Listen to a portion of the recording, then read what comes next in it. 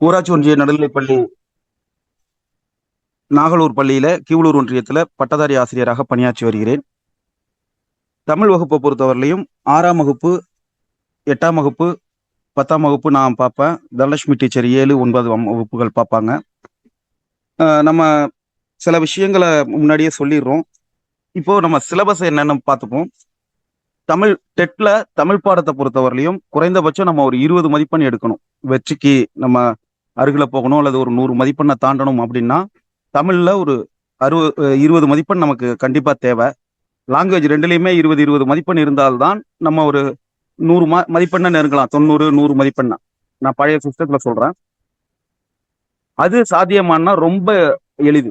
ஏன்னா அவங்க புத்தகத்தை தவிர 6ஆம் வகுப்புல இருந்து 10ஆம் வகுப்பு வரலையும் ஃபோக்கஸ் பண்ணணும். குறிப்பா தாள் 1 எழுதுபவர்கள் 6லிருந்து 5லிருந்து 8 வரலையும், தாள் 2 எழுதுபவர்கள் 6லிருந்து 8 வரலையும் ரொம்ப கிளீனா பார்க்கணும். 9, 10 கொஞ்சம் பார்த்துக்கிட்டா போதுமானது. ரொம்ப அதிக எண்ணிக்கையில வினாக்கள் இருக்காது.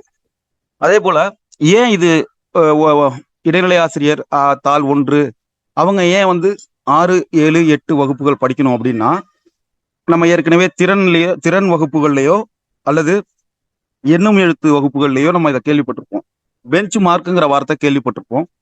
NCTE மாணவர்கள் குழந்தைகள் சில திறன்கள் இந்த வகுப்புல கண்டிப்பா தெரிஞ்சிருக்கணும் அப்படின்னு வரையறுத்து வச்சிருக்காங்க. நமக்கு அதே போல இந்த 1ஆம் வகுப்புல இருந்து 5ஆம் வகுப்புல வரை வரையறுக்கப்பட்ட திறன்கள்ல இருந்து கேள்வி வரும். அதே போல தாள் 2க்கு 6லிருந்து 10 வரை வரையறுக்கப்பட்ட பெஞ்ச்மார்க்ஸ் திறன்கள்ல இருந்து கேள்விகள் வரும். நமக்கு சமச்சீர் கல்வி பாடத்திட்டம் எப்படி இருக்குன்னா, இந்த பெஞ்ச்மார்க்ஸ் ரீடிசைன் பண்ணாங்க 2018ல. அப்போ அதுக்கு முன்னாடியே நம்ம சமச்சீர் கல்வி புத்தகம் தயாரிச்சதுனால இந்த பெஞ்ச்மார்க்ஸ் அந்த திறன்கள் 5க்குள்ள இருக்க வேண்டியவை 6ஆம் வகுப்பு, 7ஆம் வகுப்பு, 8லையும் இருக்கு. 5ஆம் வகுப்புக்குள்ள இருக்க வேண்டிய திறன்களுடைய நீட்சியும் தொடர்ச்சியும் 6, 7, 8 வகுப்புகள்ல இருக்கு. ஸோ நம்ம ஃபோகஸ் பண்ண வேண்டியது தாள் 1 எழுதுபவர்களும் 2 எழுதுபவர்களும் 6லிருந்து 8 வரை ரொம்ப தெளிவா இருக்கணும்.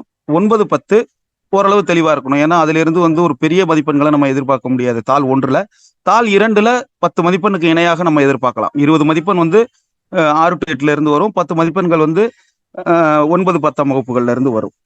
சரி, இதுல நம்ம படிக்கும்போது 6வது புத்தகம் தானே நாங்களே படிச்சுப்போம், 7வது புத்தகம் தானே நாங்களே படிச்சுப்போம் அப்படின்னு நினைக்கலாம். நன்றி. இப்போ அந்த புத்தகங்களை நம்ம முழுமையா முடிக்கணும். நம்ம தமிழ் ஆசிரியராக இருந்தால் கூட, இல்ல நான் தனியாவே தமிழ் படிச்சுக்க முடியும் அப்படின்னா கூட, நீங்க குறைந்தபட்சம் இதுவரையிலும் உள்ள ஆசிரியர் தகுதி தேர்வு வினாக்களை ரெஃபர் பண்ணணும். ஏன்னா மாடல் கொஸ்டின்ஸ் எப்படி இருக்கு, அது எந்தெந்த விஷயத்துல நம்ம கவனம் செலுத்தணும்னு.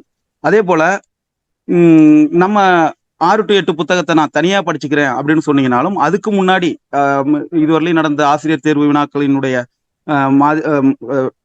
மாஸ்டர் கொஸ்டின், அதற்கு இணையாக அளிக்கப்பட்ட மாதிரி வினாக்கள், இது எல்லாத்தையுமே நம்ம ரெஃபர் பண்ணி அதுக்கப்புறம் தான் நம்ம எதை படிக்கணும் அப்படிங்கிற முடிவுக்கு வர முடியும். நாங்க அந்த வேலையை உங்களுக்கு எளிதாக்குறோம். ஏற்கனவே நாங்க பார்த்துட்டோம், இந்தந்த விஷயங்கள்ல கவனம் செலுத்தணும் அப்படின்னு சொல்லிடுவோம். அதே போல இந்த வகுப்புகள்ல சில நாம ஒவ்வொரு டேமா நம்ம முடிக்கும் போது அந்த புத்தகத்தை நீங்க திருப்பி பார்க்க தேவையில்லை. இன்னைக்கு நம்ம 6ஆம் வகுப்பு முதல் பருவம் முடிக்கிறோம் அப்படின்னா இதை நீங்க திருப்பி பார்க்க தேவையில்லை. சில நோட்ஸ் மட்டும் எடுத்துக்கோங்க. இது திருப்புதல் எப்போ கடைசியா எக்ஸாமுக்கு முத நாள் அல்லது ஒரு 3 நாள் ஒரு டைம் கொடுப்போம். அதுல ஒரு 3 மணி நேரம் அதை திருப்பி பார்க்குற மாதிரி இருக்கும். அந்த குறிப்புகளும் நாங்க கொடுப்போம், அதை நீங்க எடுத்துக்கோங்க. அடுத்தது முக்கியமா சொல்றது ட்ரெஸ் கோட். நம்மளை அறியாம நம்மளுடைய வீடியோ பட்டன் ஆன் ஆகலாம். ஸோ ஒரு நார்மல் ட்ரெஸ் கோட்ல இருங்க. கொஞ்சம் உட்காந்துக்கிட்டு கொஞ்சம் விசிபிளா வச்சு நீங்க பாருங்க. அதே போல கொஞ்சம் வெளிச்சத்தை பார்த்துக்குங்க. கண்ணாடி யூஸ் பண்றவங்க பண்ணிக்கங்க. அதே போல டேப்ல வாய்ப்பு இருந்ததுன்னா அட்டன் பண்ணுங்க. கம்ப்யூட்டர்ல லேப்டாப்லயோ டெஸ்க்டாப்லயோ அட்டன் பண்ண வேண்டாம். ஏன்னா பெரும்பான்மையான ஆசிரியர்கள் மொபைல் போனை தான் பயன்படுத்துவாங்கங்கிறதுனால நாங்க மொபைல் போன்ல இருந்து ஸ்கிரீனிங் பண்ணா நீங்க லேப்டாப்ல பார்க்கும்போது அந்த வடிவம் ரொம்ப குறுகலா இருக்கும், உங்களுக்கு சிரமமா இருக்கும். நார்மலா நீங்க மொபைல் போன்லயோ அல்லது டேப்லயோ பார்க்கும்போது அது உங்களுக்கு ரொம்ப எளிமையா இருக்கும். ஏற்கனவே நம்ம சொல்லியிருந்தோம், கூகுள் ஃபார்ம் பண்ணவங்களுக்கு 4 digit ரெஃபரன்ஸ் நம்பரும், அந்த பேமெண்ட் முடிச்சு கூகுள் ஃபார்ம் முடிச்சவங்களுக்கு 5 digit ஸ்பெஷல் ஐடென்டிட்டி நம்பரும் தரோன்னு சொல்லியிருந்தோம். ஆனா நம்ம சிலர் வந்து தவறான தகவலை வந்து அந்த கூகுள் ஃபார்ம்ல பதிவு பண்ணியிருந்தனால அது அந்த பணி வந்து கொஞ்சம் லேட் ஆகுது. அதே போல ஒவ்வொரு முறையும் ரெஃபரன்ஸ் நம்பர் ஜெனரேட் பண்ணணும்னா குறைந்தபட்சம் ஒரு 2 முறை 2 மணி நேரங்கள் தேவைப்படுது. அதனால நம்ம ஆசிரியர்கள் தினம் தினம் இணைந்து கொண்டிருக்காங்க. நீங்க பார்த்திருப்பீங்க. குறிப்பா 8வது குழுவுல இருக்கிறவங்களுக்கு தெரியும். அதன் காரணமாக தான் அந்த பணி தாமதமாகுது. பட் அதனால உங்களுக்கு எந்த இழப்பும் இல்லை. நீங்க வேற எல்லாத்துக்கும் ரெஃபரன்ஸ் நம்பர் வர்ற வரலையும் உங்களுடைய வாட்ஸ்அப் நம்பர ரெஃபரன்ஸ் நம்பருக்கு பதிலா பயன்படுத்திக்கோங்க. அடுத்தது நம்ம வகுப்பை பத்தி சொல்லிடலாம். நேற்று அநேகமா இதுல உள்ள எல்லாருமே இணைஞ்சிருப்பீங்க. இருந்தாலும் நாங்க ஒரு குறிப்பு கொடுத்துட்றோம். தேசிய ஆசிரியர் சங்கம் வந்து கடந்த காலங்களில் தொடங்கி நீட்டு தேர்வு பயிற்சி கொடுத்து அதன் மூலயமாக மாணவர்கள் அரசு பள்ளி மாணவர்கள் வெற்றி பெற்று மருத்துவம் பயின்று வருகிறார்கள். அதே போல டிஎன்பிஎஸ்சி கோச்சிங் சென்டர் கோச்சிங் கொடுத்து அதிலிருந்து ஒரு 17 அரசு ஊழியர்கள் உருவாகி இருக்காங்க. இது தேசிய ஆசிரியர் சங்கத்தினுடைய ஆன்லைன் வழியான பயிற்சியில என்எம்எம்எஸ் தற்போது ரிசல்ட் வந்தது இல்லையா, அதுல நாங்க பயிற்சி கட்டகம் ஒன்று ரெடி பண்ணி அதை நாங்க மாணவர்களுக்கு கொடுக்குறோம். அது சம்பந்தமான தகவல்களை பகிர்றதுக்கு அதுக்கு ஒரு குழு இயங்கிக்கிட்டு இருக்கு. அந்த அடிப்படையில ஆசிரியர் தகுதி தேர்வுன்னு ஒரு இஷ்யூ வரும்போது தேசிய ஆசிரியர் சங்கம் என்ன முடிவு பண்ணுதுன்னா, 2012 அந்த தீர்ப்பு இருக்கு இல்லையா, 2012க்கு முன்னாடி உள்ளவர்கள் தேர்வு எழுதணும் அப்படிங்கிறதுல தேசிய ஆசிரியர் சங்கம் அமைப்புக்கு உடன்பாடு இல்லை. அதன் காரணமாக அது 3 நடவடிக்கை எடுத்தாங்க. இது பொருந்தாது அப்படின்னு சொல்லி மாநில அரசிட்ட கேட்கும்போது அது என்சிடி ரெஃபரன்ஸ் ஆயிடுச்சு. உச்ச நீதிமன்றத்துல சீராய்வு மனு தாக்கல் பண்ணிட்டு உடனே நம்ம என்ன பண்ணோம்னா 600 மாவட்டங்கள், அது எங்களுடைய தேசிய அமைப்பான ஏபிஆர்எஸ்எம், அதன் மூலயமாக 600 மாவட்டங்களில் இருந்து மாவட்ட செயலாளர்கள் வழியாக மாவட்ட ஆட்சியர் மூலம் பிரதமருக்கு உடனடியாக இந்த விஷயத்துல தலையிடணும்னு சொல்லி நாங்க கடிதம் எழுதியிருந்தோம். ஏற்கனவே உள்ளவங்களுக்கு அது தெரியும். அதே போல அவங்க என்ன உடனடியாக நம்ம மத்திய கல்வி அமைச்சரை பார்த்து அவங்கள்ட்டையும் முறையிட்டோம். என்சிடி சேர்மனை வந்து 2 முறை சந்தித்து அவங்கள்ட்டையும் நம்ம முறையிட்டு இருக்கோம். அப்ப என்ன சொன்னாங்கன்னா, சீராய்வு மனு வழக்கு நிலுவையில இருக்கிறதுனால அதன் முடிவுகளை பார்த்துட்டு தான் நாங்க எதா இருந்தாலும் பண்ண முடியும் அப்படிங்கிற ஒரு நிலை இருக்கு. ஸோ இந்த நிலையில அந்த தீர்ப்பு என்ன வேணாலும் வரலாம். அப்படிங்கும் போது எழுத தயாராக இருக்க ஆசிரியர்களுக்கு நாம உதவி பண்ணணுங்கிற நோக்கத்துல நாம என்ன பண்ணோம்னா, மாநில அரசு கிட்ட இந்த தேர்வு மதிப்பெண்ணை குறைக்கணும், அனைவருக்குமாக 60 மதிப்பெண் ஆக்கணும், கல்வி உளவியலுக்கு ஒரு பாடத்திட்டம் கொடுக்கணும் அப்படின்லாம் சொல்லி வேண்டுகோள் வச்சிருந்தோம்.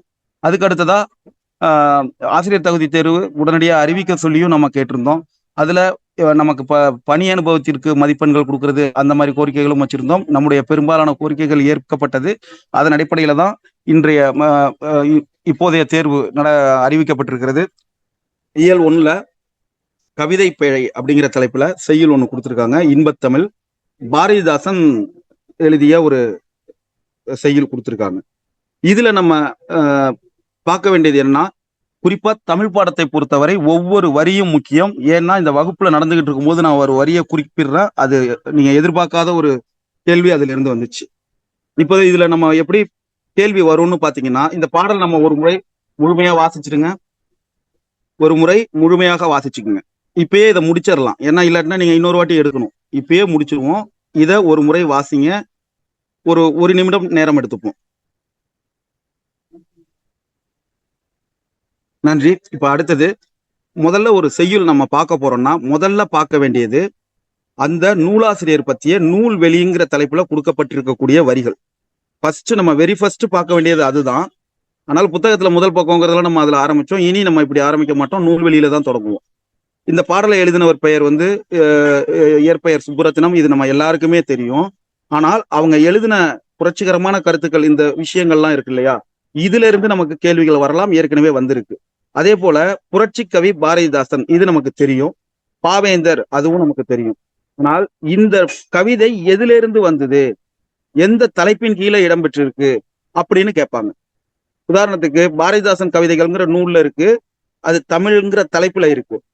அப்போ இந்த பாடல் வந்து முதல் 2 வரிகளை கொடுத்துட்டு இந்த பாடல் எந்த புத்தகத்திலிருந்து வந்திருக்கு, எந்த நூலில் இருந்து வந்திருக்குன்னு கேட்டு அதுக்கு ஆப்ஷன்ஸ் பாரதிதாசன் எழுதின 4 புத்தகங்களுடைய பெயரையே கொடுக்கலாம். அப்படி கொடுக்கும்போது நமக்கு இந்த பாரதிதாசன் கவிதைகள்ங்கிற அந்த புத்தகத்தின் பெயர் நமக்கு தெரியணும். ஏன்னா பாரதிதாசன் நிறைய குடும்ப விளக்கு அப்படி இப்படின்னு நிறைய புத்தகங்கள் எழுதியிருக்காரு. ஸோ நம்ம இந்த பாரதிதாசன் கவிதைகள்ங்கிறது ஒரு தனி தொகுப்பு அப்படிங்கிறது நமக்கு தெரிஞ்சிருக்கணும். அந்த கவிதையினுடைய தலைப்பு தமிழ் என்பது தெரிஞ்சிருக்கணும். அதுக்கு அடுத்தது அந்த பாடல் நம்ம ஏற்கனவே பார்த்துட்டோங்கிறதுனால சொல்றேன். நம்ம எடுக்க போற ஒரு மார்க்குக்கு இப்படி ஒரு கேள்வி வரலாம். விளைவுக்கு என்ன, அறிவுக்கு என்ன, இளமைக்கு என்ன, புலவருக்கு என்ன அப்படின்னு வரலாம். சோ இந்த நாளும் நமக்கு தெரிஞ்சிருக்கணும். ஏன்னா ஆப்ஷன் நம்ம நம்ம லக்கியா இருந்தா 2 மட்டுமே தெரிஞ்சிருந்தால் கூட அதை மேட்ச் பண்ற ஆப்ஷன்ல அந்த ஆப்ஷனை பொறுத்து நமக்கு சூஸ் பண்ணிடலாம். பட் கொஞ்சம் நேரம் சரியில்லை அப்படின்னு பாத்தீங்கன்னா நீங்க இந்த 4மே உங்களுக்கு தெளிவாக இருக்கணும். ஸோ இப்போ நம்ம முதல்ல திருப்பி நம்ம பாட்டுல இருந்து வந்துருவோம்.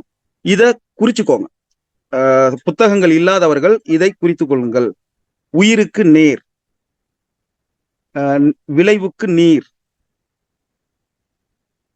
இளமைக்கு பால், புலவர்க்கு வேல். இதை இப்ப எழுதிட்டீங்கன்னா புத்தகம் தேவையில்லை. இந்த புத்தகத்தை நாங்க PDF ஷேர் பண்றோம் குரூப்ல. அது எதுக்காகனா சில பேர்ட்ட இந்த புத்தகம் இருக்காது, அவங்க ரெஃபர் பண்ணணும், திருப்பி நான் ஒரு வாட்டி பார்க்கணும் அப்படின்னு நினைச்சாங்கன்னா அதற்கு ஏற்ப நம்ம இந்த PDF நம்ம ஷேர் பண்றோம், நீங்க அதை பார்த்துக்கலாம். இப்போ இளமைக்கு பால், புலவர்க்கு வேல், உயர்வுக்கு வான், அசதிக்கு தேன், அசதிக்கு தேன். அதே போல அறிவுக்கு தோல், கவிதைக்கு வால். இப்ப கவிதைக்குன்னு கொடுத்துட்டு கவிதைக்கு நீர், கவிதைக்கு வால், கவிதைக்கு தேன், கவிதைக்கு வேல் அப்படின்னு ஆப்ஷன் கொடுத்துட்டாங்கன்னா நிச்சயமா நமக்கு ஒரு குழப்பம் வரும். ஸோ இதுல நம்ம கிளியரா இருப்போம். கவிதைக்கு வால். ஏன் வால்னு சொல்றாங்கன்னா வால்ங்கிறது ஒரு ஆயுதம். எங்களுடைய கவிதை ஆயுதமாக இருக்குங்கிற அர்த்தத்துலதான் அதை பயன்படுத்துறாங்க. ஸோ கவிதைக்கு வால். ஸோ இந்த இந்த விஷயங்களை நம்ம கவனம் செலுத்துவோம். அதே போல நம்ம இந்த சொல்லும் பொருளும் அறிஞ்சொல் பொருள் அதுல நிச்சயமா ஒரு 2 மதிப்பெண் உண்டு. அதுக்கு நம்ம 6வதிலிருந்து 10வது வரலையும் நம்ம பார்க்கணும். முடிஞ்ச வரலையும் நம்ம பார்த்துருவோம், வகுப்புகள்லயே பார்த்துருவோம். இதனுடைய எண்ணிக்கை மிக அதிகம். இதுக்கு 2 மதிப்பெண் தான். சரி 2 மதிப்பெண் தானே ஆப்ஷன்ல விட்டுறலாம்னு பார்த்தோம்னா வடிவேல் ஜோக்கு மாதிரி ஆயிடும். இங்கு நல்ல மீன்கள் விற்கப்படும், அதுல ஒவ்வொரு வார்த்தையா அழிப்பார் இல்லையா, அது போல ஆயிடும். ஐயோ அறிஞ்சொல் பொருள் 1 மதிப்பெண், சரி அதை விட்டுறலாம். நூலாசிரியர் பெயர் 1 மதிப்பெண், சரி அதை விட்டுறலாம். அணி இலக்கணம் 1 மதிப்பெண், அது கஷ்டமா இருக்கு, அதை விட்டுறலாம்னு நினைச்சோம்னா கடைசியா தமிழ்ல நம்ம மதிப்பெண்ணே எடுக்க முடியாத நிலைமைக்கு போயிடுவோம். சோ நம்மளால முடிஞ்சது எல்லாத்தையுமே பார்த்துருவோம். ஆனால் தமிழ்ல ஒரு 20 மதிப்பெண் எடுத்ததும் எல்லாருக்குமே எளிதான ஒன்றுங்கிற உறுதியை நான் தர்றேன். நீங்க எல்லா வகுப்புகளும் முடிக்கும் போது 25 மதிப்பெண் சர்வசாதாரணமா எடுக்கலாம். நீங்க இதுக்கு தனியா படிக்க வேண்டியதில்லை, இதுல படிக்கிறதே போதுமானது.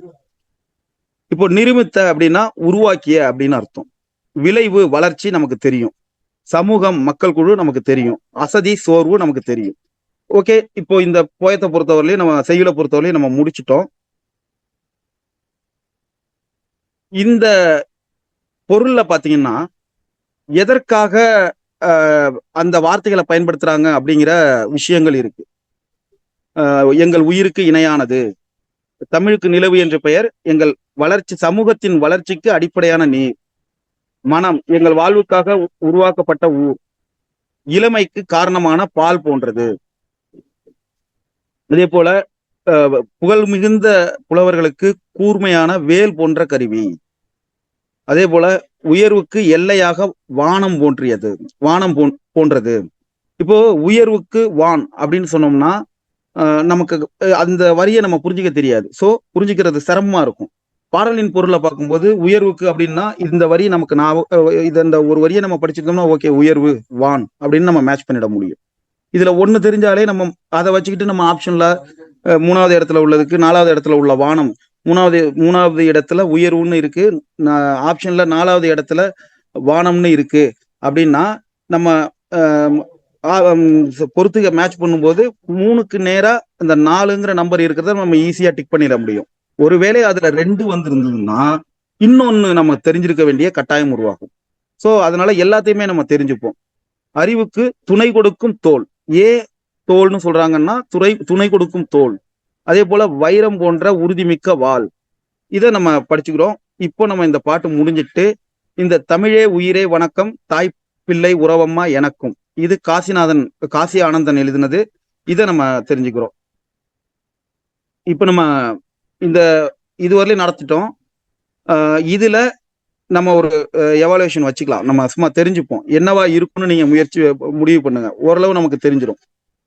இந்த சேர்த்து எழுதுக பிரித்து எழுதுக நிச்சயமா ஒரு மதிப்பெண், அதாவது இந்த 2ல இருந்தும் ஒரு மதிப்பெண் உண்டு. அதனால இதுல நம்ம கவனம் செலுத்துவோம். நிலவு என்று நிலவென்று. தமிழ் எங்கள். ஆப்ஷன் ஆ தமிழங்கள். அமுதென்று அமுது என்று. செம்பயிர் செம்மை பயிர். இப்போ இந்த செம்பயிர் செம்மை பயிர் அப்படின்னு ஆகியிருக்கிறதெல்லாம் நம்ம வந்து பின்னாடி பார்ப்போம். அதுக்கான விதிகள், தோன்றல், திரிதல், கெடுதல், அந்த விதிகள் எல்லாம் நம்ம அடுத்தடுத்த வகுப்புகள்ல பார்க்கும்போது நம்ம இதை ரொம்ப எளிதாக முடிச்சிட முடியும். அதே போல தமிழ் கும்மி அப்படிங்கிற ஒரு பாடல் கொடுத்திருக்காங்க. இதுல எடுத்தோன்னே நம்ம நூல்வெளி பார்த்துருவோம். இதை எழுதினவர் வந்து பெருஞ்சித்திரனார். அவருடைய இயற்பெயர் மாணிக்கம். இதை குறிச்சுக்கோங்க. பெருஞ்சித்திரனார், இயற்பெயர் மாணிக்கம், சிறப்பு பெயர் பாவலரேறு. இது சென்ற ஆண்டு இதுல இந்த போர்ஷன்ல இருந்து ஒரு கேள்வி வந்திருந்தது. பாவலரேறு, பெருஞ்சித்திரனார், மாணிக்கம், சிறப்பு பெயர் வந்து பாவலரேறு. எழுதிய நூல்கள் கனிச்சாறு, கொய்யாக்கனி, பாவிய கொத்து, நூறாசிரியம். இத கொஞ்சம் பார்த்துக்கோங்க. இது வந்து நமக்கு அடிக்கடி வரும். ஏன்னா பெருஞ்சித்திரனார் வந்து ஒரு 6 to 10 வகுப்புகளுக்குள்ள ஒரு 2-3 இடத்துல வருவாங்க. ஸோ இப்ப கஷ்டமா இருக்கலாம், என்ன இவ்வளவா அப்படிங்கிற மாதிரி தோணலாம். முடிக்கும் போது நமக்கு அது ரொம்ப எளிமையாவே இருக்கும். அதே போல இதழ்கள், தென்மொழி, தமிழ் சிட்டு, தமிழ் நிலம். இத நினைவில் வச்சிருக்கிறது நமக்கு பெரிய பிரச்சனையா இருக்காது. இப்போ இந்த வரி நமக்கு முக்கியம். இந்த பாடல் கனிச்சாறுங்கிற ஒரு நூல்ல இருந்து வந்திருக்கு அப்படிங்கிற ஒரு விஷயத்த நம்ம மைண்ட்ல வச்சுப்போம். இப்போ நார்மலா இந்த கும்மியடி பாட்டு நமக்கு ஏற்கனவே நம்ம நிறைய வாட்டி படிச்சிருப்போம். இருந்தாலும் இன்னொரு முறை ஒரு 30 செகண்ட் படிச்சு பார்ப்போம். படிச்சிருப்பீங்கன்னு நம்புறேன். 2வது பத்தியில இருந்து ஆரம்பிக்கிறேன். ஊழி பல நூறு கண்டதுவாம், அறிவு ஊற்றெனும் நூல் பல கொண்டதுவாம், பெரும் ஆழி பெருக்கிற்கும் காலத்திற்கும் முற்றும் அழியாமலே நிலை நின்றதுவாம், பொய்யகற்றும் உள்ள பூட்டருக்கும் அன்பு பூண்டவரின் இன்ப பாட்டிருக்கும், உயிர் மெய்ப்புகட்டும் அற மேன்மை கிட்டும் இந்த மேதினி வாழ்வழி காட்டிருக்கும். ஓகே, இதுல என்னென்ன கேள்வி வரலாம்னா, அதிகபட்சம் நமக்கு இந்த சொல்லும் பொருளும் இதுல நம்ம கவனம் செலுத்தணும். ஆழிப்பெருக்கு கடல்கோள், இது நிச்சயமா நம்ம எல்லாருக்குமே தெரியும்.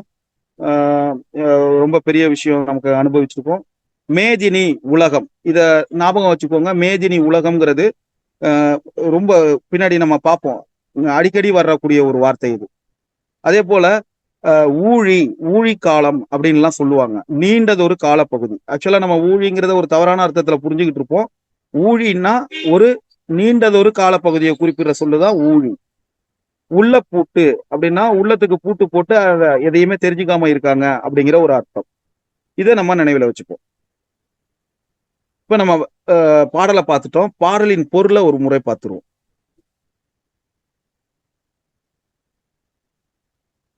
இளம்பெண்களே, தமிழின் புகழ் 8 திசையிலும் பரவிடும் வகையில் கைகளை கொட்டி கும்மியடிப்போம். பல 100 ஆண்டுகளை கண்டது தமிழ் மொழி. அறிவு ஊற்றாகிய நூல்கள் பலவற்றை கொண்ட மொழி. பெரும் கடல் சீற்றங்கள், கால மாற்றங்கள் ஆகிய எவற்றாலும் அழியாமல் நிலைத்திருக்கும் மொழி. தமிழ் பொய்யை அகற்றும் மொழி. அது மனதின் அறியாமையை நீக்கும் மொழி. அன்புடைய பலரின் இன்பம் தரும் பாடல்கள் நிறைந்த மொழி. உயிர் போன்ற உண்மையை ஊட்டும் மொழி. உயர்ந்த அறத்தை தரும் மொழி. இந்த உலகம் சிறந்து வாழ்வதற்கான வழிகளையும் காட்டும் மொழி தமிழ் மொழி. இப்போ மீண்டும் ஒரு முறை நம்ம இந்த பாடலை நம்ம ஒரு வாட்டி பார்த்துட்டோம்னா இதை இதோட நம்ம முடிச்சுக்கலாம். பெருஞ்சித்திரனார் எழுதினது தமிழ் கும்மிங்கிற பாடல். இது எங்க இருந்து வந்திருக்கு, எந்த நூல்ல இருந்து வந்திருக்கு? கனிச்சாறு அப்படிங்கிற அவருடைய புத்தகத்திலிருந்து வந்திருக்கு. கனிச்சாறு, அதுல இருந்து வந்த தலைப்பு தமிழ் கும்மி. எழுதியவர் பெருஞ்சித்திரனார். இயற்பெயர் மாணிக்கம், சிறப்பு பெயர் இயற்பெயர் மாணிக்கம், பாவலரேறுங்கிற சிறப்பு பெயர். ஓகே, இதை நம்ம பார்த்துப்போம். வான் தோன்றி வழி தோன்றி நெருப்பு தோன்றி மண் தோன்றி, இதை எழுதுறவர் வாணிதாசன். இதை நம்ம ஜஸ்ட் ஒரு முறை படிச்சுப்போம். ஏன்னா ஒற்றுப்பிழைக்கு நான் ஏற்கனவே வகுப்புல மாதிரி வகுப்புல சொன்னேன்னு நினைக்கிறேன். ஒற்றுப்பிழைக்கு எத்தனையோ வாக்கியங்கள் இருக்கு. எந்த சொல்ல வேணாலும், எந்த ஒரு சொற்றொடரை வேணாலும் பயன்படுத்தலாம். ஆனால் ஒற்றுப்பிழைக்கு இந்த நம்ம சமச்சீர் கல்வி பாட புத்தகத்தில இருந்து ஒரு வார்த்தையை எடுத்து கொடுத்திருந்தாங்க. அப்போ இந்த புத்தகத்துல உள்ள எந்த வரி வேண்டுமானாலும், எந்த பாணியில வேணாலும் கேட்கப்படலாம். இப்ப இந்த ஒரு வரிய இதுல இருந்து ஒரு வரியை எடுத்து கொடுத்து இதுல ஒற்றுப்பிழை கேட்கலாம். சோ அதை ஒரு வாட்டி நம்ம படிச்சுப்போம். இதுல இந்த நெருப்பு தோன்றி, ஆக்சுவலா நம்ம நெருப்பு தோன்றி அப்படிங்கிறதுக்கு இத்து வராதுன்னு நினைப்போம். ஆனா இதுல வந்து இத்து இருக்கு, தோன்றல் நிகழ்ந்திருக்கு. இது ஏன் நடந்தது அப்படிங்கிறதெல்லாம் நம்ம பின்னாடி பார்ப்போம். ஏதாவது ஒரு 2 கேள்வியை மட்டும் பார்ப்போம். பொய் அகற்றும். இத 4வது கேள்வி பாருங்க. பொய் அகற்றும், பொய் அகற்றும். இது கொஞ்சம் எளிமையா தான் இருக்கு. பாட்டு இருக்கும். இத நம்ம சேர்த்து எழுதுக அப்படின்னு வரும்போது பாட்டிருக்கும் அப்படின்னு வரும். ஆப்ஷன் ஆனா ஆல இருக்கு பாருங்க. 5வது கேள்விக்கான பதில் வந்து ஆ, பாட்டிருக்கும். திரிதல் விதியின்படி, புணர்ச்சி விதியில, திரிதல் விதியில பாட்டு இருக்கும் அப்படிங்கிறது மாறி உருவாகி இருக்கு. அடுத்தது உரைநடை. இந்த உரைநடையில ஒரு முறை நம்ம வாசித்தாலே போதுமானது. சில குறிப்புகள் சில இடங்கள்ல நம்ம எடுக்க வேண்டியிருக்கும். உலகில் 6000த்திற்கு மேற்பட்ட மொழிகள் உள்ளன. இப்ப இதுல கருத்து அப்படின்னு பாத்தீங்கன்னா, அவங்களே அந்த ஒரு மெஜந்தா கலர்ல கொடுத்துருக்காங்க இல்லையா, 6000 செம்மொழி பாரதியார். இதுக்கு பக்கத்துல உள்ளதை நம்ம கண்டிப்பா படிச்சுப்போம். ஏன்னா இதெல்லாம் ஒரு முக்கியமான கருத்துக்களா இந்த புத்தகத்துல கொடுத்துருக்காங்க. இதுல இருந்து வினாக்கள் வருவதற்கான வாய்ப்புகள் மிக அதிகம், ஏற்கனவே வந்திருக்கு. சோ இத கவனிச்சுப்போம். தமிழ் மற்றும் ஆங்கிலத்தை பொறுத்தவரையிலையும் செய்யுள்ல இருந்து வினாக்கள் அதிகமாக எதிர்பார்க்கலாம். அதிக வினாக்கள், அதாவது ஒரு 5 மதிப்பெண்ணுக்கு பக்கத்துல நம்ம எதிர்பார்க்கலாம். அதே போல இலக்கணத்துல குறைந்தபட்சம் ஒரு 10 மதிப்பெண்கள், நம்ம 10ல இருந்து 15 மதிப்பெண்கள் நிச்சயமா எதிர்பார்க்கலாம். இந்த எண்ணிக்கை இன்னும் கூடலாம். அதாவது செய்யுள்ல வந்து ஒரு 7 மதிப்பெண், இலக்கணத்துல வந்து ஒரு 17 மதிப்பெண் அப்படின்னு போகும்போது உரைநடைக்கு குறைந்த மதிப்பெண் வரும். அது சில வினாத்தாள்கள்ல உரைநடையிலிருந்து மிக குறைவான எண்ணிக்கையில் கேள்விகள் வந்துள்ளன. சில வினாத்தாட்களில் உரைநடை பகுதியிலிருந்து அதிகமான எண்ணிக்கையிலும் கேள்விகள் வந்திருக்கு. சோ எப்படி வரும்னு இதுல நம்ம ஜட்ஜ் பண்ணவே முடியல. கொஸ்டின் நாங்க குறைந்தபட்சம் ஒரு 20 கொஸ்டின்ஸ் பார்த்திருக்கோம். அதாவது மாடல் கொஸ்டின்ஸ், அரசு அளித்த மாதிரி வினாக்கள், அதே போல தேர்வு நடந்த வினாக்கள். நம்ம கடந்த காலங்கள்ல நடந்தது இல்லையா ஆசிரியர் தகுதி தேர்வு, அதுல அவங்க நடத்தின அந்த வினாத்தாளை வச்சு நாங்க பார்க்கும்போது சில பாடங்கள்ல, சில தமிழ்ல வந்து பாடப்பொருள் கண்டெக்ஸ்ட்னு சொல்லுவோம், அதுல இருந்து அதிக வினாக்கள் வந்திருக்கு சில சில இதுல. அதே நேரத்துல சில இதுல செய்யுள் பகுதியில இருந்தும் அதிகமா மதிப்பெண்கள் வந்திருக்கு. ஆங்கிலத்திலையும் அதே போலதான். நம்ம சென்ற ஆசிரியர் தகுதி தேர்வுல பாடப்பொருள் மிக மிக குறைவாக வந்திருந்தது. என்ன வந்திருந்ததுன்னு கேட்டீங்கன்னா, அதிகமாக இலக்கணமும் செய்யுள் பகுதியும் தான் கேட்டிருந்தாங்க. சோ இது மாறலாம், நம்ம எல்லாத்தையுமே பார்த்துப்போம். ஓகே, அடுத்தது யாமறிந்த மொழிகளிலே தமிழ் மொழி போல் இனிதாவது எங்கும் காணோம். இத பாடினது யாரு? பாரதியார், பாரதிதாசன், கண்ணதாசன், எப்படி வேணாலும் கேட்கலாம். சோ அந்த வரிய நம்ம வந்து கவனமா பார்த்துப்போம். இது நமக்கு தெரியும், யாமறிந்த மொழிகளிலே தமிழ் மொழி போல் இனிதாவது எங்கும் காணோம் அப்படின்னு சொன்னது பாரதியாருங்கிறது நம்ம அனைவருக்குமே தெரியும். இது போல இங்கு அடுத்தடுத்து வரக்கூடிய வார்த்தைகளை நம்ம கவனமா இருப்போம். செய்யுள் பகுதியில என்று பிறந்தவள் என்றுணராத இயல்பினலாம் எங்கள் தாய், இதுவும் நமக்கு தெரியும், பாரதியார் சொன்னது. இப்போ தொல்காப்பியம் சாலைகள் தோன்றிய பிறகு சாலை விதிகள் தோன்றி இருக்கும், அதுபோல இலக்கியம் தோன்றிய பிறகு அதற்குரிய இலக்கண விதிகள் தோன்றியிருக்க வேண்டும். அப்போ இலக்கணம் முன்னாடியா இலக்கியம் முன்னாடியா அப்படிங்கிற ஒரு கேள்வி இங்க வருது. தொல்காப்பியம் தான் நமக்கு கிடைத்துள்ள மிக பழமையான இலக்கண நூல். அப்போ அதுக்கு முன்னாடியே இலக்கிய நூல்கள் இருந்திருக்கணும் அப்படின்னு சொல்லி தமிழ் தொன்மையான மொழிங்கிறதுக்காக அதை கொண்டு வர்றாங்க. இப்போ நம்ம எழுத்துக்களை பத்தி பார்க்கும்போது உயிரெழுத்து மெய்யெழுத்து இது ரெண்டும் சேர்றதுனால உயிர்மெய் எழுத்து உருவாகுது அப்படிங்கிறதெல்லாம் நமக்கு தெரியும். அதே போல வளஞ்சுழி இடஞ்சுழி, நமக்கு தமிழை பொறுத்தவரையிலையும் அதிகபட்சமா வழஞ்சுழி எழுத்துக்கள் தான், அதாவது வழப்பக்கமா சுழிக்கிற எழுத்துக்கள். நம்ம அதிகபட்சமா தமிழ்ல வந்து வளஞ்சுழி எழுத்துக்கள் தான். நம்ம பேனா யூஸ் பண்ணும்போது வலப்பக்கம் தான் நம்ம சுழிப்போம். உதாரணத்துக்கு ஆனா எழுதுறீங்க அப்படின்னு மேட்ச் பண்ணீங்கன்னா அது வளஞ்சுழி. இதை ஞாபகம் வச்சுக்கிட்டோம்னாலே நம்ம முடிஞ்சிடும். இப்ப இடஞ்சுழின்னா ஆட்டோமேட்டிக்கா இந்த டா பாத்தீங்கன்னா லெஃப்ட் சைட்ல நம்ம திருப்புறோம், அதனால இடஞ்சுழி. இதை மட்டும் நம்ம ஞாபகம் வச்சுப்போம். ஆ எழுத்து வழஞ்சுழி, இதை ஞாபகம் வச்சுப்போம். அதே ஆங்கிலத்துல எப்படி வரும்னா அதிகமான எழுத்துக்கள் வந்து இடஞ்சுழி எழுத்துக்களா இருக்கும். குறைவான எழுத்துக்கள் வடஞ்சுழி எழுத்துக்களா இருக்கும். அதையும் நம்ம நினைவுல வச்சுப்போம். ஓகே. முக்கியமான விஷயம் இது. நிச்சயமா இதுல இருந்து ஒரு மதிப்பெண் உண்டு. ஒவ்வொரு தேர்வுலயும் கேட்கிறாங்க. தாள் 1லயோ, தாள் 2லயோ கேட்கிறாங்க. தமிழ், தமிழ்நாடு, தமிழன் இந்த 3 வார்த்தைகளும் முதல்ல எந்த இலக்கியத்துல வந்தது அப்படின்னு கேட்கிறாங்க. அல்லது தமிழன் கிளவியும் அதனோரற்றே இந்த வரி எங்க இருந்து வந்திருக்கு? சிலப்பதிகாரமா, தொல்காப்பியமா, வஞ்சிக்காண்டமா, அப்பர் தேவாரமா அப்படின்னு கேட்டிருக்காங்க. இப்ப நாம பார்க்க வேண்டியது தமிழ்ங்கிற வார்த்தை முதல்ல தொல்காப்பியத்துல தான் வந்திருக்கு. தமிழன் கிளவியும் அதனோரற்றங்கிறது அந்த வரி. அப்போ நம்ம இதுல நம்ம புரிஞ்சுக்க வேண்டியது தமிழ்ங்கிறது தொல்காப்பியத்திலிருந்து வந்திருக்கு. இதை ஞாபகம் வச்சுக்கிட்டாலே இந்த தமிழன் கிளவியும் அதனோரற்றே இது எதுல இருந்து வந்திருக்கு அப்படின்னா இதுலதான் தமிழன் இருக்கு. அப்போ அது தொல்காப்பியம் அப்படிங்கறத நம்ம எளிதா சொல்லிட முடியும். சோ தமிழ்ங்கிற வார்த்தை தொல்காப்பியம் அப்படிங்கிறத நம்ம ஒரு குறிப்பு எடுத்துப்போம். தமிழ் தொல்காப்பியம். இந்த பக்கத்துல வேற எதுவும் இல்லை. வலஞ்சொழி எழுத்து ஆனா அப்படிங்கிறத ஞாபகத்துல வச்சுங்க, ஒரு குறிப்பு எடுத்துக்குங்க. அதே போல தமிழ்நாடுங்கிற வார்த்தை முதலாக எதுல வந்தது அப்படின்னா சிலப்பதிகாரத்துல வஞ்சிக்காண்டத்துல வந்திருக்கு. தமிழ்நாடுங்கிறது சிலப்பதிகாரத்துல வந்திருக்கு. அதே போல தமிழன்கிற வார்த்தை அப்பர் தேவாரம், சமய நூலான அப்பர் தேவாரத்துல வந்திருக்கு. தமிழன் கண்டாய் அப்படிங்கிறது இந்த அப்பர் தேவாரத்துல திருத்தாண்டகம் பகுதியில அது வந்திருக்கு. தமிழன்கிற வார்த்தை அப்பர் தேவாரம் அப்படின்னு ஞாபகம் வச்சுக்கோங்க. இந்த 3ஐயும் குறிப்பெடுத்துக்கோங்க. நிச்சயமாக இது அதிகமாக கேட்கப்படக்கூடிய வாய்ப்பு இருக்கு. சீர்மை என்பது ஒழுங்குமுறை. இது அண்டர்லைன் பண்ணிக்கோங்க. சீர்மை என்பது ஒழுங்குமுறை எழுதிக்கோங்க. இது நிறைய முறை கேட்கப்பட்ட ஒரு கேள்வி. சீர்மை என்பது என்ன? ஒழுங்குமுறை. அப்போ தமிழின் பல வகை சீர்மைகள் ஒன்று சொற்சிறப்பு. உயர்திணை, அகுரிணை. இந்த அகுரிணை அல் திணை, உயர்வு அல்லாத திணைன்னு நம்ம சொல்றோம். தாழ் திணைன்னு சொல்லாம உயர்வு அல்லாத, அல்லுன்னா இல்லைன்னு அர்த்தம். உயர்வு அல்லாத திணை அப்படின்னு சொல்றதுதான் அல் திணை. அதே போல இந்த சீர்மை எங்கெங்கெல்லாம் இருக்குன்னு பாத்தீங்கன்னா பெயரிடுவது.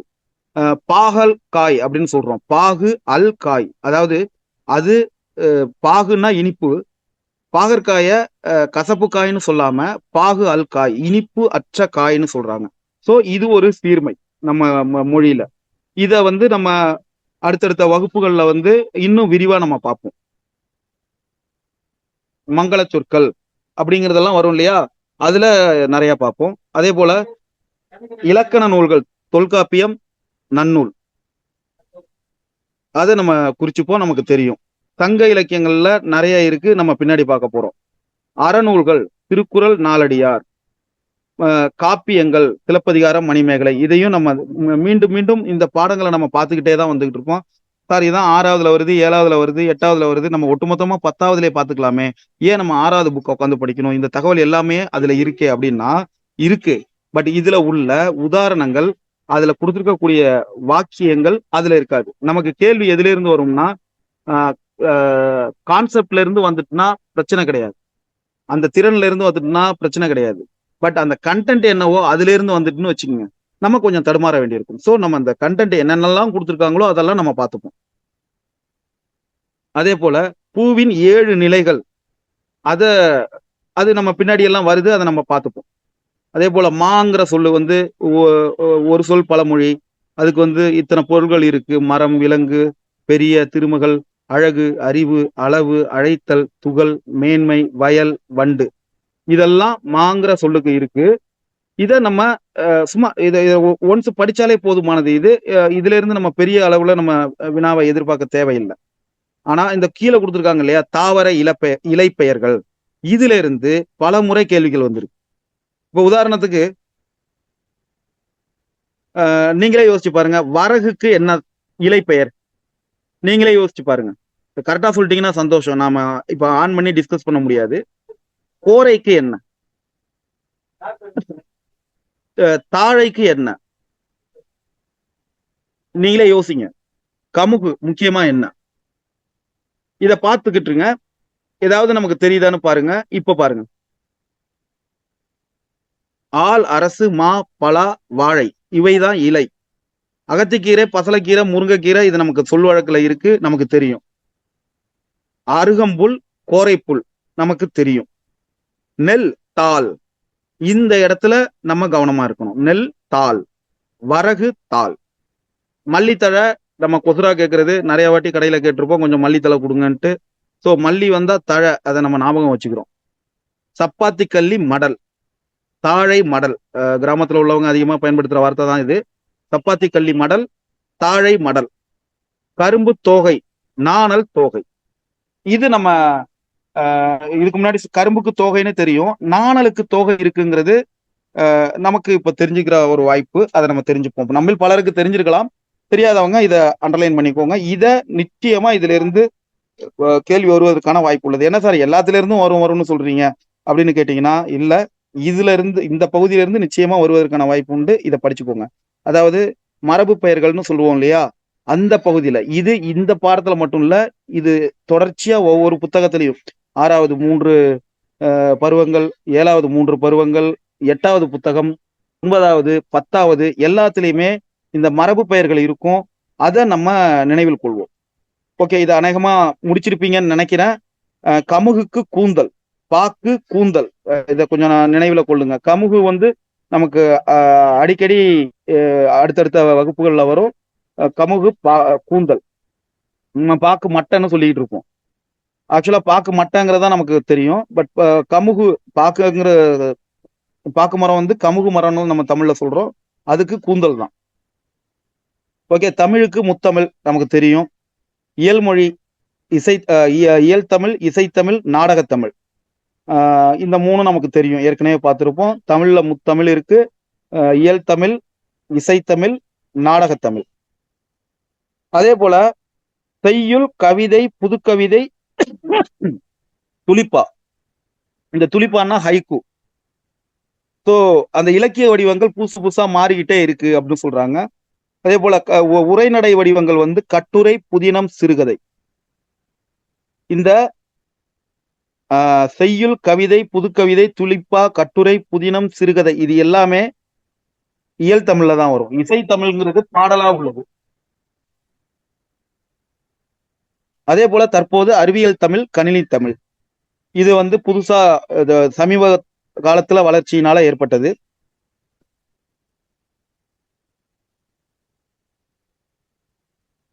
அதே போல புதுமை மொழி, இணையம், முகநூல், இணையம், இன்டர்நெட் இருக்கிறதுக்கு முன்னாடி இணையம்னு ஒரு கண்டுபிடிக்கிறதுக்கு முன்னாடி இணையம்னு ஒரு சொல் கிடையாது. ஸோ இப்போ உருவாகி இருக்கு. அப்போ அறிவியல் தொழில்நுட்ப வளர்ச்சிக்கு ஏற்ப தமிழில் புதிய புதிய கலை சொற்கள் உருவாகி வருகின்றன. கடந்த ஆசிரியர் தகுதி தேர்வுல இந்த ஒரு வரியை நம்பி நிறைய பேரோட ஒரு மதிப்பெண் போயிடுச்சு.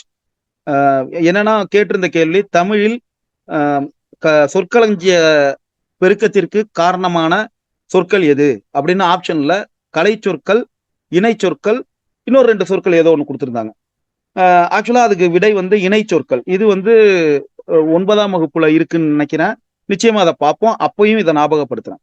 நம்ம இப்போ என்ன பார்த்திருக்கோம், புதிய புதிய கலை சொற்கள் உருவாகி வருகின்றன தான் கொடுத்துருக்காங்க. இதை நம்பிட்டு புதுசா உருவாகுது இல்ல, அப்ப இதுதான் பெருக்கத்திற்கு காரணமானது அப்படின்னு சொல்லி நிறைய பேர் ஆன்சர் பண்ணியிருந்தாங்க.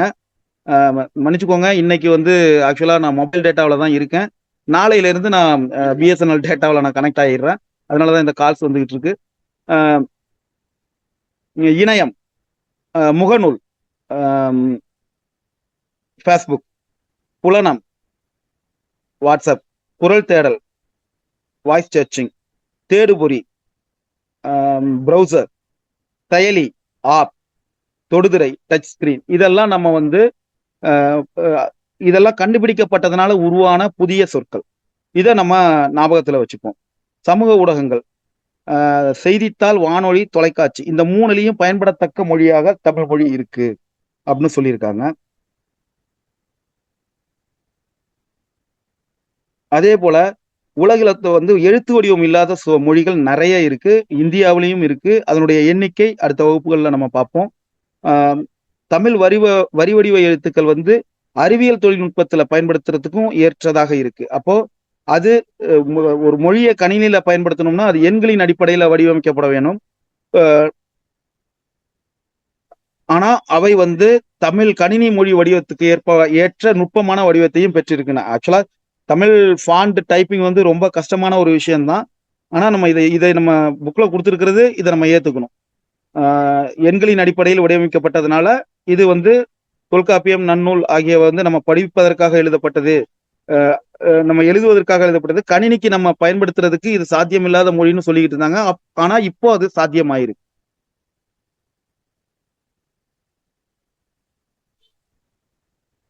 ஓகே, இந்த சென்டென்ஸ்ல எல்லாம் ஒரு மிகப்பெரிய விஷயங்கள் இல்ல.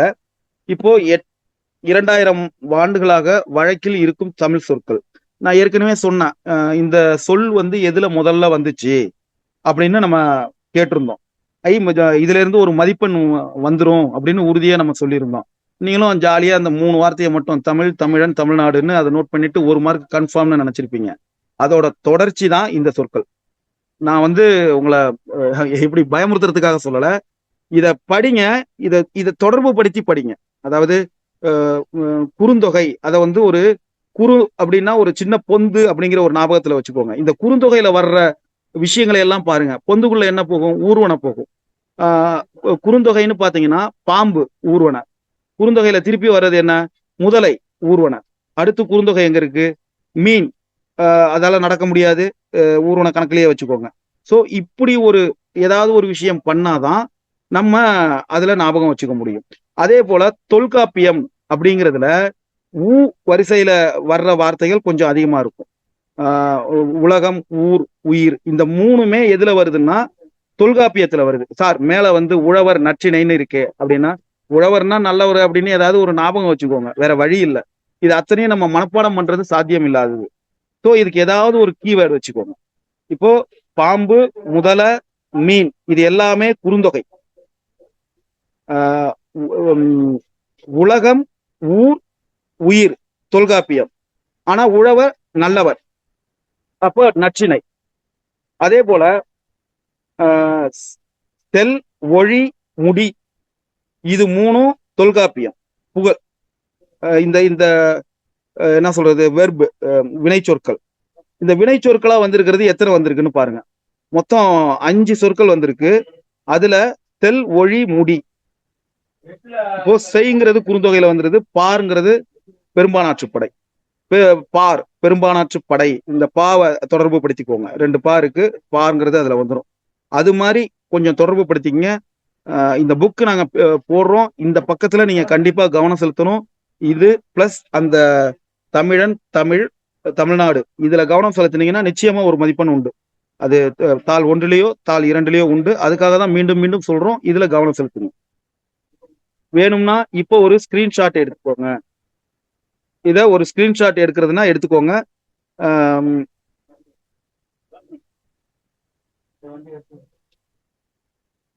ஓகே, புக் நாங்க வகுப்பு முடிஞ்சோன்னா ஷேர் பண்றோம். இப்போ பிறந்த நாள் வாழ்த்து. அறிவுமதி எழுதின நீண்ட நீண்ட காலம் நீ நீடு வாழ வேண்டும், வானம் தீண்டும் தூரம் நீ வளர்ந்து வாழ வேண்டும், அன்பு வேண்டும், அறிவு வேண்டும், பண்பு வேண்டும், அறிவு வேண்டும். இது நமக்கு சில ஸ்கூல்ல எல்லாம் பிரேயர்லயே பிறந்த நாள் வந்தா அந்த மாணவனை நிப்பாட்டி பாட சொல்லி இருக்காங்க.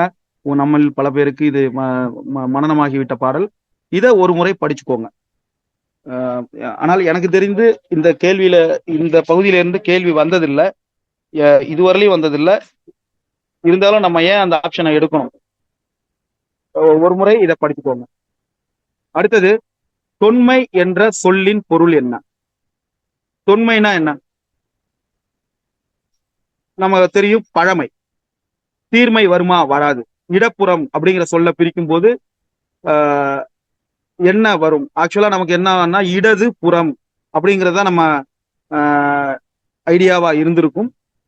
இந்த இடத்துல இடம், வளம், இதை நம்ம நினைவில் கொள்வோம். இடம், புறம். கெடுதல் விதிப்படி, தோன்றல் விதிப்படி ரெண்டுமே இதுல இருக்கு. கெடுதல் விதிப்படி போகுது, தோன்றல் விதிப்படி வருது. அதனால இது இடப்புறம்னு மாறி இருக்கு. இதெல்லாம் நம்ம அடுத்த வகுப்புல பார்ப்போம். இந்த வார்த்தைக்காக நான் அந்த சொன்னேன். சிலம்பு அதிகாரம், சிலப்பதிகாரம், திரிதல், தோன்றல், எல்லா விதியுமே இருக்கு. கெடுதல், திரிதல், தோன்றல் எல்லாமே இருக்கு. நம்ம பார்த்து, சாரி, கெடுதல், சிலப்பதிகாரம், ஆமா, திரிதல், தோன்றல், கெடுதல் எல்லாமே இருக்கு. அப்போ சிலப்பதிகாரம்ங்கிற வார்த்தையில 3 விதிகளும் இருக்கு அப்படிங்கிறத நினைவில் வச்சுக்கோ. மா என்ற சொல்லின் பொருள். இப்போ நம்ம இதுல பார்த்திருக்கோம். என்னவா இருக்கும்? மாங்கிறது அம்மா அப்படின்னு எழுதிருவோம். ஆக்சுவலா அது விலங்கு. இங்க இருந்தது இல்லையா? மா என்ற சொல்லுக்கு என்ன அர்த்தம்? இதோ இருக்கு பாருங்க. மா என்ற சொல்லுக்கு மா எனும் ஒரு சொல் விலங்கு அப்படின்னு அர்த்தம். நம்ம மாங்கிற வார்த்தையை பார்த்தோன்னே அதிகமா மாமா அப்படிங்கிற மாங்கிற வார்த்தை அம்மாவை குறிக்கும் அப்படிங்கிற ஒரு நம்பிக்கை நமக்கு இருக்கும். அதை நம்ம தவிர்த்துருவோம். இந்த மாதிரி கேள்விகள் வரலாம். தமிழ் மொழி போல் இனிதாவதெங்கும் காணோம் என்று பாடியவர் யார்? ஏற்கனவே நான் சொல்லியிருக்கேன். சோ இது ஒரு கேள்விக்கான வாய்ப்பு இருக்கு. நிச்சயமா நம்ம வந்து அங்க வந்து குறுவினாவோ, சிறுவினாவோ, சிந்தனை வினாவோ இருக்க போறதுல எல்லாமே ஒன் மார்க் தான். அதனால நம்ம வந்து அந்த பொருளை வந்து மொத்தமா மனப்பாடம் பண்ண வேண்டாம். அதுல எது எது ஒன் மார்க் வரதுக்கான வாய்ப்புகள் இருக்கு அப்படிங்கிறத நம்ம பார்த்துட்டு அதை பார்த்தாலே போதுமானது. அடுத்தது கனவு பலித்ததுன்னு ஒரு கடிதம் இருக்கு. அஹ் இத ஒரு முறை சும்மா வாசிச்சு பாருங்க. இது ஒரு பெரிய விஷயமா இல்ல. ஒரு அத்தைக்கு ஒரு பிள்ளை எழுதுன மாதிரி ஒரு கடிதம், அவ்வளவுதான். நான் புத்தகம் போடுறேன். இதை சும்மா ஒரு முறை வாசிச்சு பாருங்க. நேரத்தை இதுல பெருசா எடுக்க வேண்டாம். இப்போ இதுல வந்து கொடுத்திருக்கக்கூடிய குறிப்புகள் என்னவோ அதுல நம்ம கவனம் செலுத்துவோம்.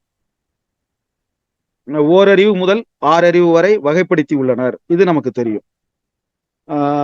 இதுல அறிவியல் வந்து எப்படியெல்லாம் இருக்கு, எந்த அளவுக்கு தமிழர் வந்து இலக்கியத்துல அறிவியல் இருக்கு.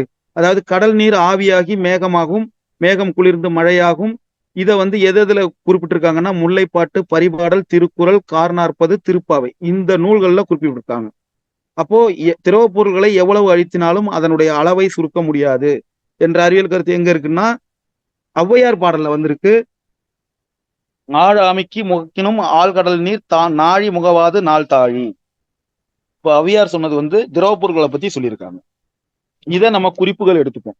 ஔவையார் திரவ பொருட்களை வந்து அளவு சுருக்க முடியாது. ஔவையார் அளவை சுருக்க முடியாது. அதை ஏதாவது ஒரு தொடர்பு படுத்தி வச்சுக்கோங்க.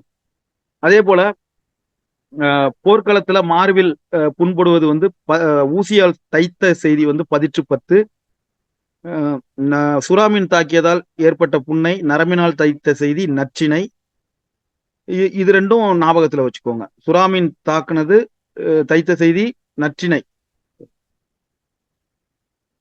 அதே போல போர்க்களத்துல மார்பில் புண்படுவது அத வந்து வெண்ணிற ஊசியால் தைத்த செய்தி 10 இதை ஞாபகம் வச்சுக்கோங்க.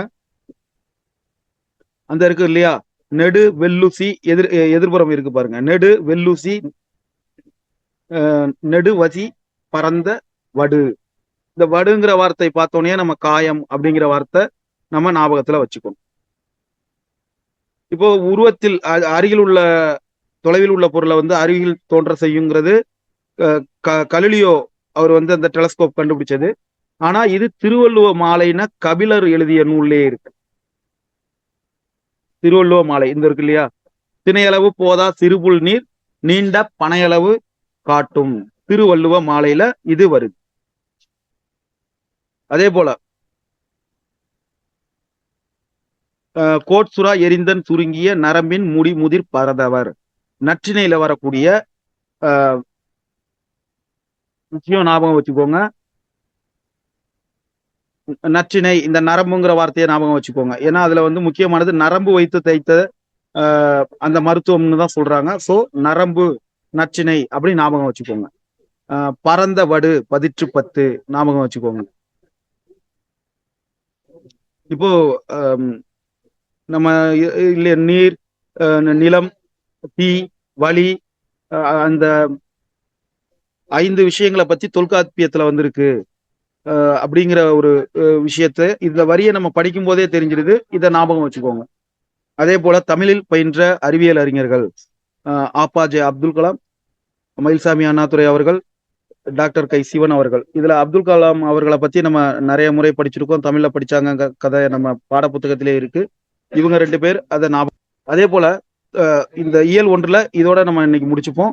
தமிழ் எழுத்துக்களின் வகையும் தொகையும்.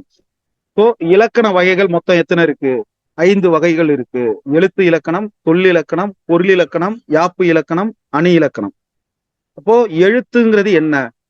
நம்ம பேசுற ஒளி வடிவம், சவுண்ட், அது வந்து வரி வடிவமாக மாற்றுவதைத்தான் நம்ம எழுத்துன்னு சொல்றோம். இதை நம்ம ஞாபகம் வச்சுக்கணும். அதே போல உயிரெழுத்துன்னா என்ன? உயிருக்கு முக்கியமானது காற்று. இயல்பாக காற்று வெளிப்படும் போது உருவாகக்கூடிய எழுத்துக்கள் உயிரெழுத்துக்கள்.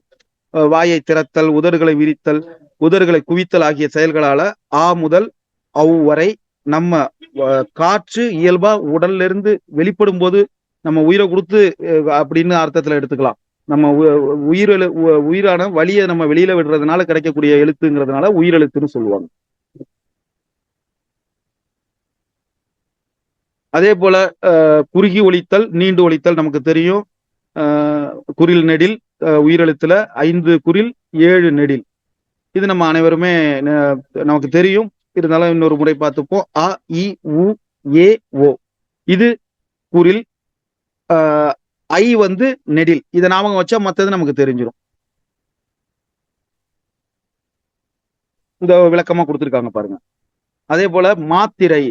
மாத்திரைங்கிறது ஒரு கால அளவை குறிக்கிறது. ஒரு மாத்திரைனா ஒரு முறை கண் இமைக்கவோ ஒரு முறை கை நொடிக்கவோ ஆகும் காலம். இந்த கை நொடி அப்படிங்கிறது வந்து இந்த ராக்கமா கைத்தட்டுல பண்றதுதான். அந்த இதுதான் அது நமக்கு தெரியும். குறில் எழுத்து வந்து ஒரு மாத்திரை, நெடில் எழுத்து வந்து 2 மாத்திரை.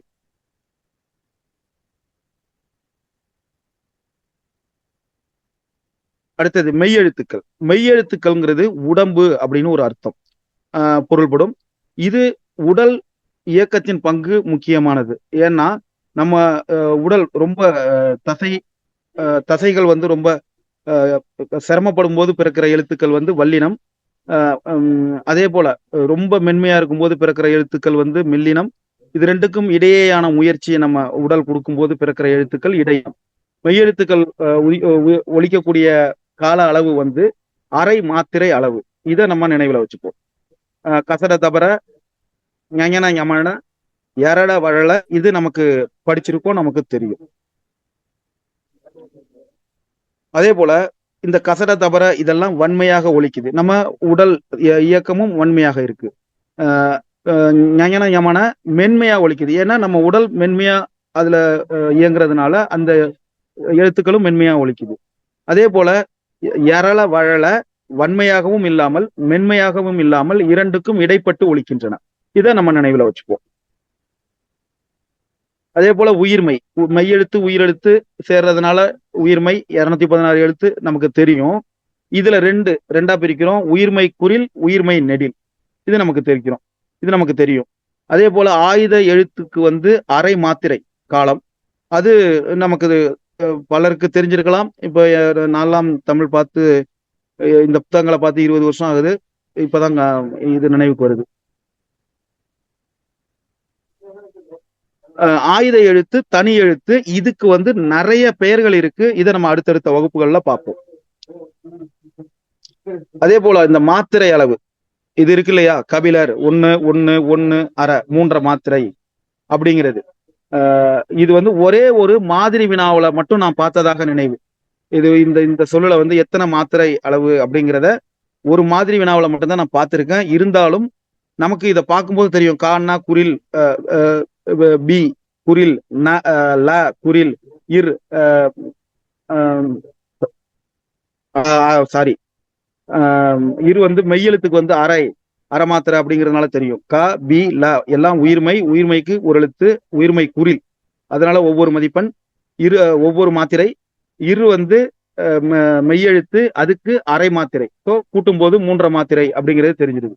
அதே போல இதுல உள்ள விஷயங்கள்லாம் ஒன்றும் பெருசா இல்லை.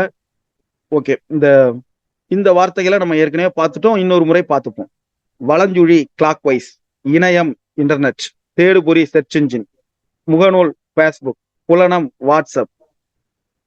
இடஞ்சுழி ஆன்டி கிளாக் வைஸ், குரல் தேடல் வாய்ஸ் சர்ச், தொடுதிரை டச் ஸ்கிரீன், செயலி அப்ளிகேஷன், அதனுடைய சுருக்கம் வந்து கிளிக்டு வேர்ட்ஸ்னு சொல்லுவோம் இங்கிலீஷ்ல. கிளிப்டு வேர்டு வந்து ஆப், மின்னஞ்சல் இமெயில்.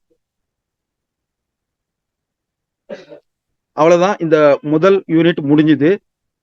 இது கொஞ்சம் நான் மெதுவா தான் போயிருக்கேன்னு நினைக்கிறேன். ஏன்னா முதல் வகுப்புங்கிறதுனால. அடுத்தடுத்த வகுப்புகள்ல இன்னும் கொஞ்சம் வேகமா இருக்கும். நம்ம ஒரு ஒரு செஷன்ல ஒரு புத்தகத்தை முடிக்கிற அளவுக்கு போவோம்.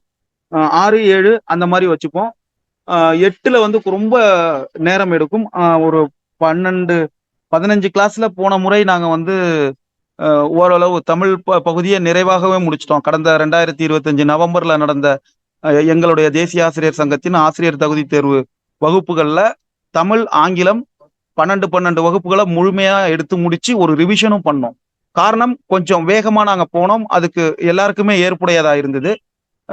நிச்சயமா இந்த ஸ்பீடு நீங்க கொஞ்சம் இன்னும் ஒத்துழைப்பு கொடுக்கும்போது இன்னும் ஸ்பீடா போகலாம். அதாவது சில வேலைகளை வந்து நாம இதெல்லாம் நீங்க பாத்துக்கோங்கன்னு சொல்லி பிடிஎஃப்ல கொடுக்கும்போது அது ஒன்றும் பெரிய விஷயமா இருக்காது. அது நீங்க தான் பார்த்தாகணும் அப்படிங்கிற விஷயங்களை தான் நாங்க நீங்க பாத்துக்கங்க அப்படின்னு சொல்லி கொடுப்போம். அதுல கொஞ்சம் கவனம் செலுத்துங்க.